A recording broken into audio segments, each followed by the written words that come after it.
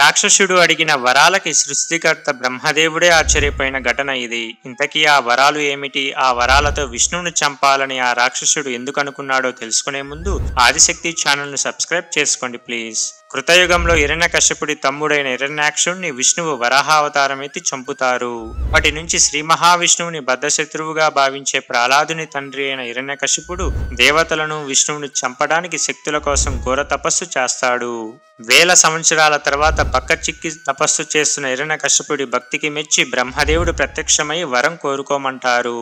ఇప్పుడు హిరణ్యకశిపుడు పగలు గాని రాత్రి గాని రాక్షస దేవత గంధర్వ మృగాల వలన గాని భూమిపై గాని ఆకాశంపై గాని ఇంటిలో గాని ఆరు బయట గాని అస్త్రము గాని ఏ శస్త్రము వలన గాని మరణం లేకుండా చేయమని వరం కోరతాడు.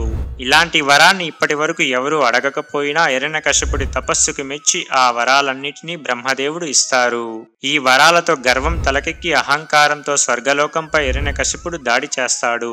ఆ సమయంలో దేవతలను ఇంద్రుణ్ణి బానిసలుగా చేసుకుని హిరణ్యకశిపుడు స్వర్గలోకాన్ని కొన్నాళ్ల పాటు ఏకఛత్రాధిపత్యంగా ఏలుతాడు.